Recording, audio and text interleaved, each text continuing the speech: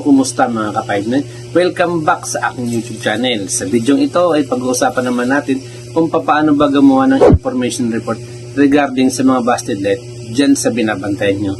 Kaya kung ikaw ay interesado na malaman, ang video ito ay para sa iyo. Kaya panoorin mo hanggang dulo.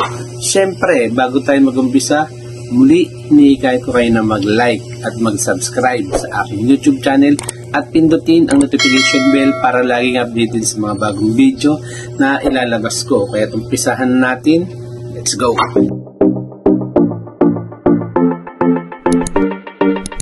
At ito na nga mga ka-5 na, no? Ang pag-uusapan natin o yung isi-share ko sa inyo na idea kung paano gumawa ng information report regarding dyan sa mga busted light dyan sa mga binabantayan nyo.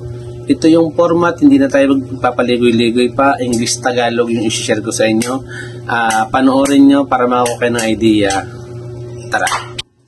At ito nga mga ka-5 na, no, yung ginawa natin na information report regarding sa busted light. Ito yung Tagalog version mga ka-5 na yun, no?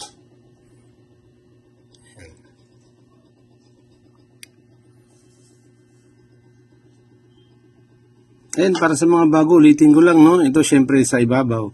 Ito yung pangalan ng agency nyo, address ng agency nyo, tapos kung saan kayo naka-duty detachment, tapos yung address, ayan, ng detachment na binabantayan nyo.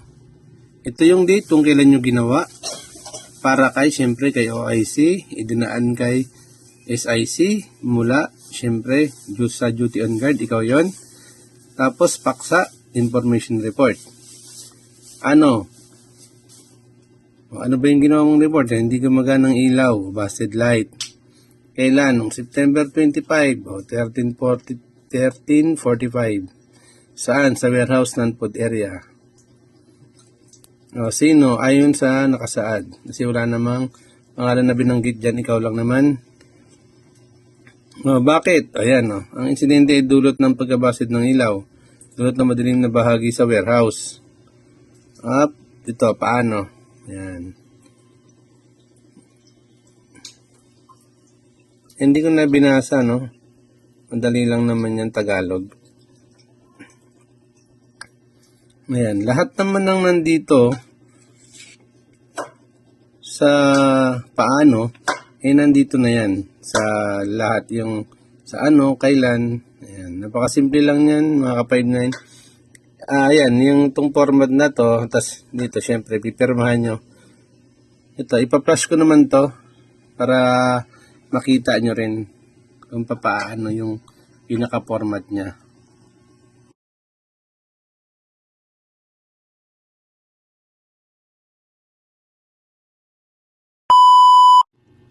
Ayan, ito naman yung ka-5-9 English version. Ayan.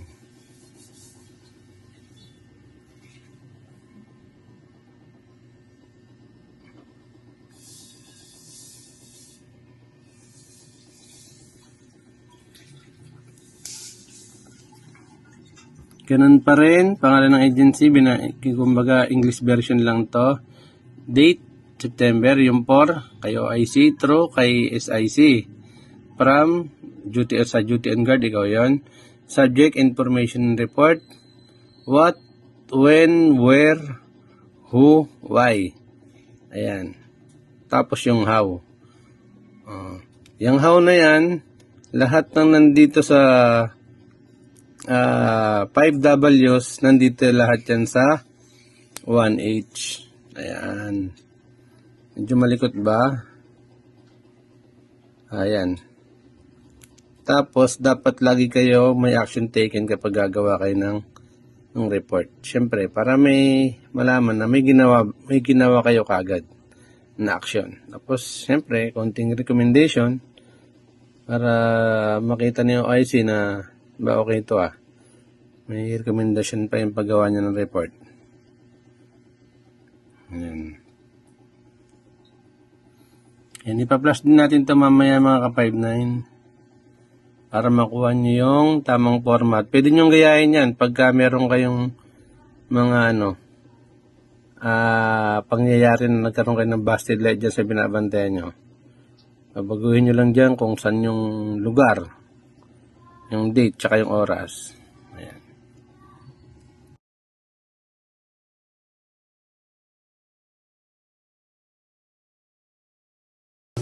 At ayun nga mga ka-5 no, sana nakakuha kayo ng idea dun sa pinakita ko sa inyong format na kung paano gumawa ng report dun sa mga busted light. At ayun, kung meron kayong gustong gawin nating report para makakuha kayo ng idea, i-comment nyo lang dito sa comment section at gagawin natin yan. At ayun, hanggang dito na lang muna tayo mga ka-5-9. Siyempre, ang lagi natin paalala, always 10-3-5 sa mga 2-0 para 74 tayo. 1-6. Hanggang dito na lang muna tayo. Maraming salamat. Mabuhay tayo at God bless sa ating lahat. Thank you.